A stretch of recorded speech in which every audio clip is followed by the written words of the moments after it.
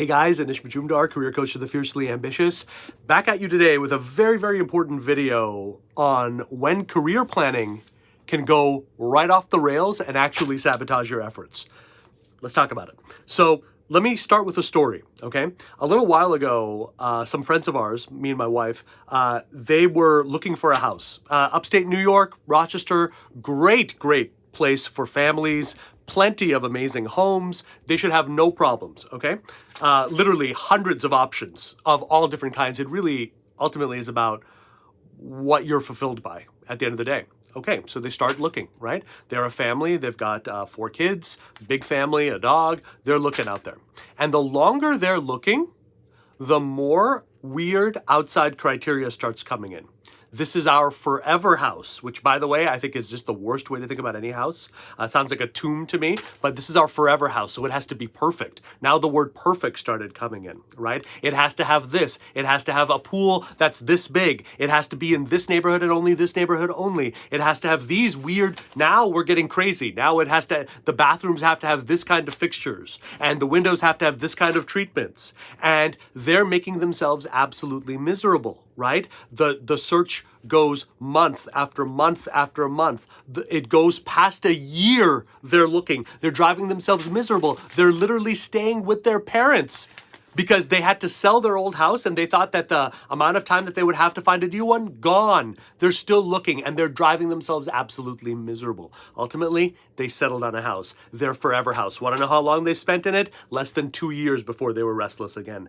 They got lost off the path. At some point, planning became perfection, became unhappiness, became a trap and a prison of your own demise. And people do this in careers all the time, especially when they're looking at the road ahead, especially when they're looking at the next role. They get so hung up on their perfect role, on the one role, the one industry that is going to make up for all the the faults and foibles of what came in the past, that they completely go off the map. And so I want to talk about that. I want to talk about the difference between career planning and having a direction.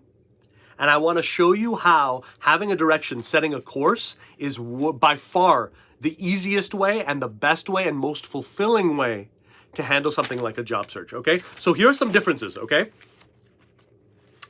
The difference between I want to find that next opportunity that allows me to have a real seat at the table, that allows me to do something truly meaningful, that allows me, yes, to have the salary and all that I want, but it's coming from an honest place, versus I want the perfect role. It's time for me to be the COO. It's time for me to be the CTO, right? What are some differences? Well, when you execute something like a job search and you have this artificial third party sort of way of looking at it, it's usually based on job postings. It's usually ego-driven, not impact-driven.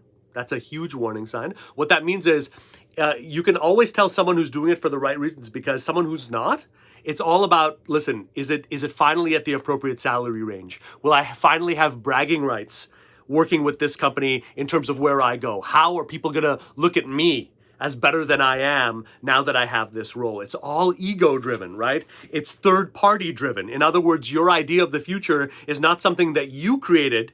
It's something that you had to look for job postings to find. You had to find other companies. So you're borrowing someone else's ideal and saying that's your own. That's another mark that you're doing this the wrong way. That's another mark that you're letting planning get the better of you. Here's another one, okay?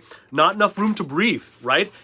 If my target is impact and it's working with amazing people and it's doing incredible work, I can have a relatively wide opening. I can be open in my decision making. But if I'm ego driven, if I'm third party driven, then I'm going to run into problems everywhere, way, shape, and form. And most likely you're never going to generate as much interviews and activity that you need to make an informed decision. If it's too tight, like I only want companies that are in the Fortune 500, that are here, that are this many roles, that are here, that pay me this. It's such a tiny infinitesimal amount that you'll never really end up generating enough activity to like compare and contrast. And for a lot of people, that's the weird psychological payoff of having this weird, excessively high target, is because on some level they know they'll never be seriously in the running for it. So then they can give up after trying, quote unquote, for a while, and they can make they can compromise and deal with the crappiness of their existence as it is now from a place of greater acceptance. Don't do that. Don't do that. Okay? Success is measured by a razor-thin artificial yardstick.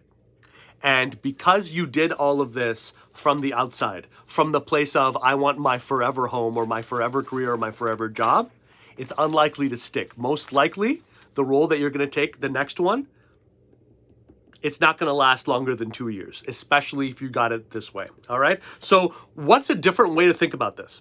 A different way to say, to handle something like this is, instead of it being me finding the perfect job, let me make sure that the next opportunity brings me more fulfillment, whatever that means for me. And what does that mean for me, right? It usually means impact instead of ego. It usually means that that you're willing to be forgiving in some respects if what we're doing truly matters, if it fills up the heart and the soul in some way. If you're doing it with amazing people, the human drivers start coming in way more now. If I'm open and I can say any roles that, broadly speaking, allow me to have this level of impact across these industries I'm flexible with, I got a lot of options in front of me. The human side plays a bigger role. I'm paying attention to the people I'm speaking with, the people I'm dialoguing with, the bosses, the hiring managers, the leaders, the executives. I want to make a people-driven decision, because if it's more about fulfillment, that plays a much bigger role, and it should. Open to more types of roles, which means usually more activity, more interviews. I'm able to make a more informed decision. And success is usually based around a full universe. In other words, when I'm doing it based on setting a direction, but I don't necessarily have a perfect end goal, then for me, the success is the vitality of the overall. How many opportunities total do I have to look for? How many interviews total have I generated? What can I do to make the universe stronger, not just this one perfect quote unquote thing? The more you make it about the universe, the more you give yourself power. The more you make it about one perfect job, you just give some magical employer out there all the power in the world, and they don't deserve it. So one last thing I'm going to say is the worst thing you can do from career planning is talk yourself out of otherwise valuable opportunities or industries or sectors or anything before you've had a chance to put it to the test. No one knows what their perfect opportunity is going to be, or company, no matter what they tell you, and you can't strategize or plan your way through it. You have to discover it. You have to put yourself on the line a little bit. You have to risk being vulnerable and being open, and yes, networking as well, to make all of that happen. So allow yourself above all to say, I don't have the answers. I don't have all the answers. I'm going to discover the answers through my actions. I'm not going to plan my way out of taking action. Hope that makes sense, guys. Keep the questions coming. Follow me on LinkedIn, Anish Majumdar. Follow us on YouTube. And above all, keep being bold and audacious in the service of your dreams. HelloAnish.com, HelloAnish.com is where you want to go next if you want to go further into our world. Talk soon.